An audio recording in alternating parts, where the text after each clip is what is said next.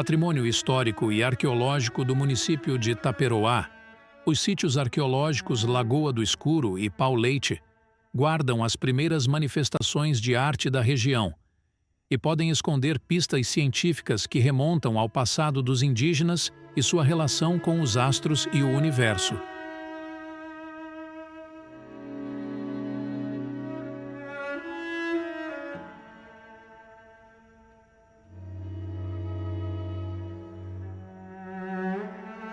O sítio arqueológico Lagoa do Escuro é um sítio que possui dois tipos de arte rupestre, que são a gravura, feita em baixo relevo, e a pintura feita com pigmentos encontrados na natureza. Eu conheci o sítio arqueológico Lagoa do Escuro através de uma oficina de arte rupestre realizada pelo filho do saudoso Ariano Suassuna, Manuel Dantas Suassuna. Foi onde eu conheci esse local, Eu fiquei fascinado pelo tipo de estrutura, de arte que eu encontrei. Uma figura em específico me chamou a atenção, que foi uma figura raiada, parecido com uma espécie de sol, E imediatamente eu lembrei de uma outra figura rupestre encontrada no sítio arqueológico de Chaco Canyon, lá nos Estados Unidos, onde essa figura é investigada por vários outros autores, astrônomos. Possivelmente essa figura tenha sido um registro dos povos Anasazi de um evento que aconteceu no céu naquela época, ou seja, uma supernova, que foi uma explosão de uma estrela que foi visível naquela época por grande parte dos povos aqui do planeta Terra. É um evento que saía do padrão dos céus, do movimento harmônico dos céus. Então esse evento chamou a atenção daqueles povos e eles registraram isso nas figuras rupestres. E aí eu associei esse evento do Chaco Canyon com o sítio arqueológico Lagoa do Escuro, pela semelhança das figuras rupestres. Eu pude levantar a hipótese de que os povos que aqui também estiveram e foram os autores dessas gravuras também puderam testemunhar esse evento dessa supernova. Mas, além disso, os indígenas que estiveram aqui na nossa região, eles também eram povos que observavam os astros, e é possível que eles tenham uma maneira, eles tinham uma maneira de saber, por exemplo, a época das estações do ano. Uma determinada estrela ou o próprio Sol, ele nascia em uma determinada posição no ano, e por conta disso eles sabiam exatamente a chegada de uma certa estação. Vamos supor, uma estação das cheias, que é uma estação importante para os povos dessa região seca. Eles sabiam que a estação das chuvas ia chegar quando uma determinada constelação nascia em um determinado ponto alinhado com uma certa rocha, por exemplo. E por que não, esses povos também puderam testemunhar esse evento que aconteceu no ano de 1054, que foi a explosão dessa supernova, e é possível que eles também tenham gravado essa supernova como uma pintura rupestre ou arte rupestre na rocha. Então hoje existe uma área específica da ciência chamada arqueoastronomia, que é uma área relativamente nova. A arqueoastronomia é uma área multidisciplinar que utiliza conhecimentos de muitas outras ciências e áreas do conhecimento, como a história, a arqueologia, a etnologia e a própria astronomia.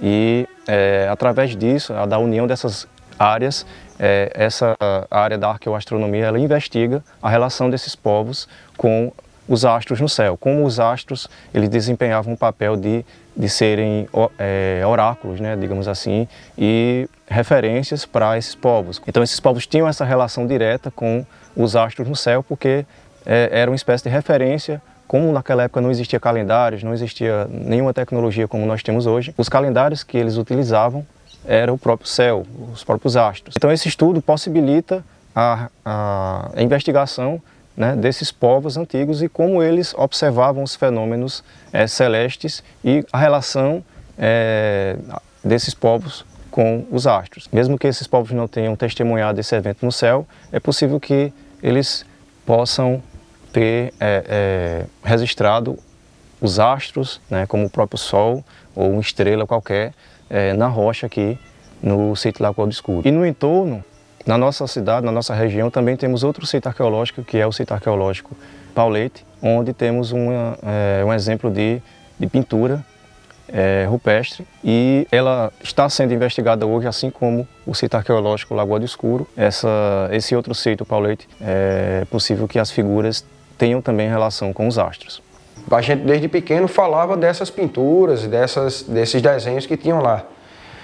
E aí chegou um tempo que criou-se a curiosidade de perceber e conhecer, né? Então, os moradores lá da Fazenda Paulo Leite, que sabiam onde era, foi quem nos apontou. Então, a partir daí a gente ficou visitando, vendo, né? E entendendo a importância disso para o Brasil. Na época que eu conheci o sítio, em 2013, 2 anos depois, eu recebi uma mensagem de conhecidos, de amigos, de que as gravuras tenham sido vandalizadas. Imediatamente eu me desloquei para o sítio e verifiquei, né, visualmente, que realmente tinha acontecido esse vandalismo, infelizmente.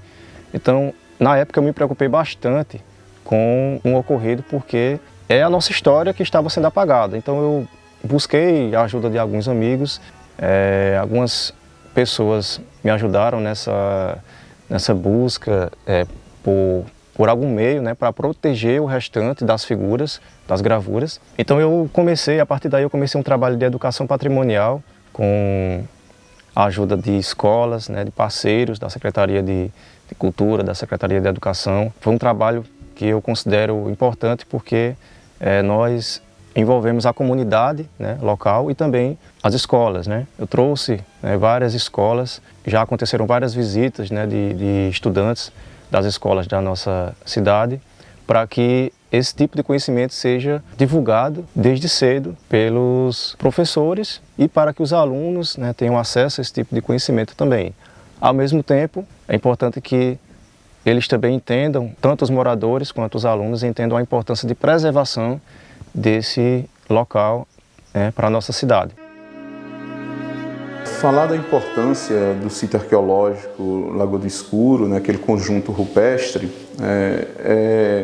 falar um pouco também, né, da própria história colonial, né, a qual eu, né, me detenho a estudar, porque sou professor de História da Paraíba, sou especialista, né, nos estudos coloniais também, né, e sempre que trato, né, na universidade, né, de pensarmos, né, os estudos de História da Paraíba, nunca, assim como de História do Brasil, nunca a gente parte do 1500 ou do momento da colonização por si, como uma forte tradição universitária sempre o fez, pensando na história do Brasil a partir do 1500, a partir da invasão portuguesa. Então faço questão de termos o recorte anterior, ou seja, da visibilidade aos povos que viviam tanto na Paraíba, quando estou tratando de História da Paraíba, quanto ao Brasil, quando a gente está em História do Brasil, né, fazendo esse recuo para que a gente possa perceber exatamente, né, esse espaço que é o Brasil como um todo, como resultado de uma ocupação muito pretérita, né, e nesse sentido, né, nos últimos anos, sobretudo 2022, 2023, a gente foi tomando conhecimento, né, dos trabalhos que têm sido realizados aqui em Itaperoá, de evidência, né, do sítio arqueológico Lagoa do Escuro, e de como a gente vem, né, tomando, né, esse espaço como um espaço didático, por assim dizer, para a gente poder trazer em aula de campo os alunos, conhecer de perto, né, um painel, né, muito rico, né, que é um registro muito imediato e faz com que os alunos, né, se percebam, exatamente dentro, né, dessa perspectiva de encontrar, né,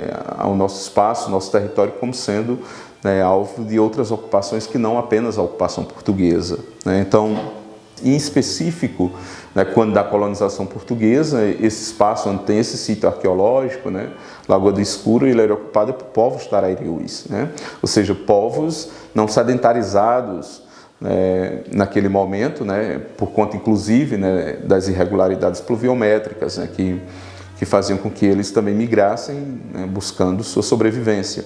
E nunca, nem tão somente um povo que seja sedentarizado, muito mais, mas também um povo não sedentarizado, um povo nômade também pode representar uma figura qualquer quando da passagem, né, como nós humanos fazemos, né, quando a gente está turistando ou conhecendo algum local que quer grafar uma parede, enfim, né, a sua presença naquele espaço. Então, a importância, diria, né, de pensarmos esse processo histórico, que recai sobre um documento tão rico, né, quanto aquele painel, é exatamente para a gente, né, perceber, né, tal painel como prova documental cabal, né, da presença dos povos originários, não só quando da colonização, como eu disse, né, com recuo, né, muito anterior. Né, os estudos, inclusive do próprio Felipe, mostram como 1054 a grande probabilidade de eles terem representado naquela pedra o que eles consideraram como importante para eles naquele momento,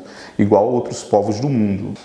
Isso, né, dá a significância, a importância científica do lugar, né, para a gente tomá-lo, né, exatamente como, repito, prova cabal dessa longa existência dos povos originários nesse espaço.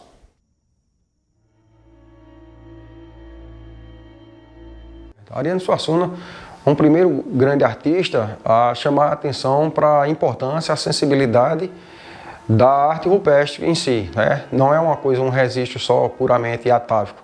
Há uma sensibilidade de um artista, há uma técnica toda especial. Não é à toa que tanto pinturas quanto esculturas estão há mais de 15 mil, 20 mil anos aí expostas às intempéries e ultrapassando por todo esse tempo, né? Então, há um refinamento de técnica e há também um refinamento nos desenhos, nos grafismos colocados, né? Então, ele diz que é uma arte que aponta um caminho brasileiro para isso, por isso que ele se referencia muito nela. Ele tratou os índios brasileiros, vamos assim chamar, como artistas. A Ilumiara Jaúna são esculturas feitas, todas as ilumiaras são locais de arte, né, de celebrar a arte. Então, havendo várias ilumiaras, a Ilumiara Jaúna ela é basicamente para homenagear esses artistas primordiais, né? Então, a partir de uma releitura de uma pedra do Ingá, ele saiu criando desenhos e tudo. Primeiro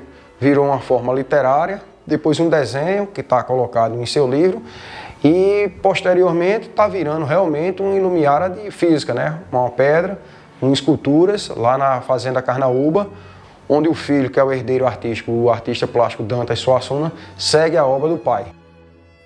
A arte rupestre sempre permeou a obra do meu pai, Ariano Suassuna, né? Com destaque no romance de Dom Pantero, no Palco dos Pecadores, que lá tem um personagem que é baseado em Ariano e tem um discípulo que é baseado em mim, Manuel Dantas.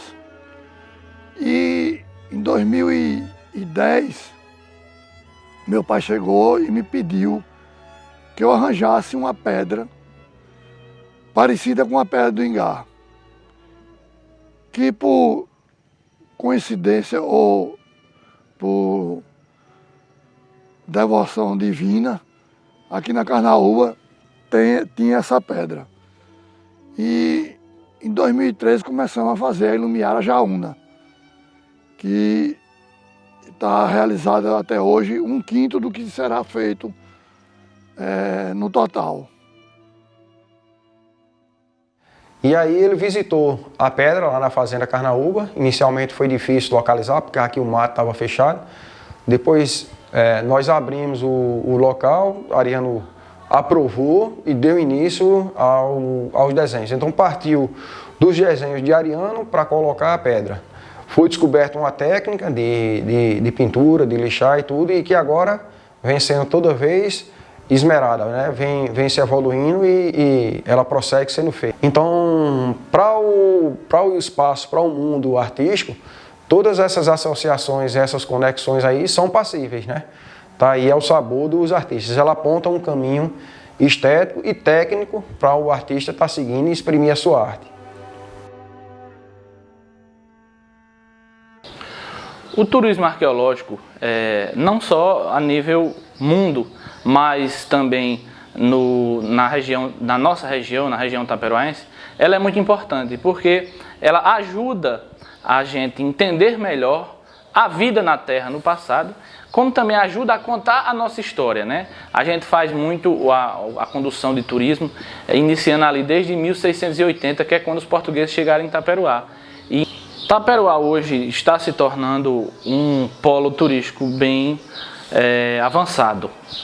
Por que eu falo isso? Porque está se acordando, a sociedade está acordando para o que é o turismo, para essa vocação econômica que nós temos.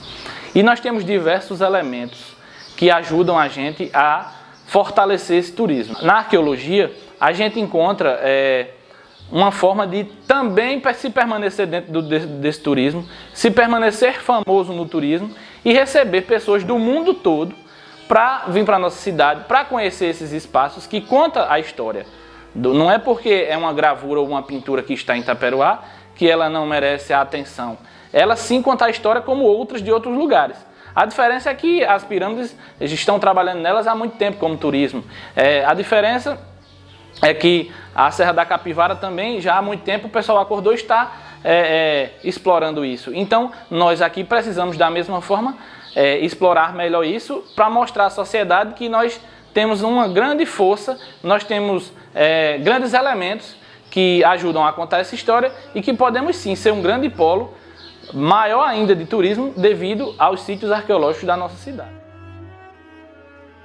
Então, da importância científica, né? E ciência é exatamente, né, o processo, né, de experimentação, de cientificação, de observação, enfim, de tratar, né, a questão de forma, né, rigorosa, no sentido de entender que, de fato, né, um determinado objeto ele é plausível de ser observado e as conclusões elas servirem, né, para algo. Diria, inclusive, né, que é um dos não, é o maior documento, né, que trata da longevidade da história do que hoje é o município. Eu acho que o desafio nosso, né, é fazer um trabalho, né, de preservação, né, da memória. E preservar a memória é quando a gente registra, de fato, a importância para as gerações que estão vindo, que vão guardando isso como importante para eles. E vai, inclusive, né, fazendo com que essas pessoas sejam educadas para cuidar daquele espaço e não depredar. Então, para que, né, esse espaço seja preservado, é necessário, fundamentalmente, que haja uma política de cuidado com o lugar.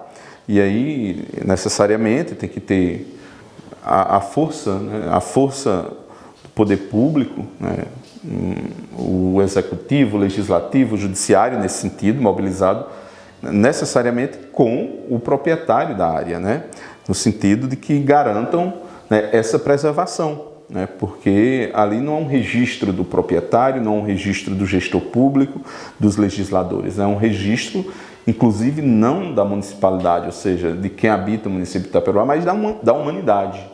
Então, tem que ser preservado, né, e tem que ser tratado como uma política muito eficaz, muito efetiva, né, de preservação. Então, isso aqui é a mais antiga obra de arte que nós temos em Itaperoá, o mais antigo quadro pintado.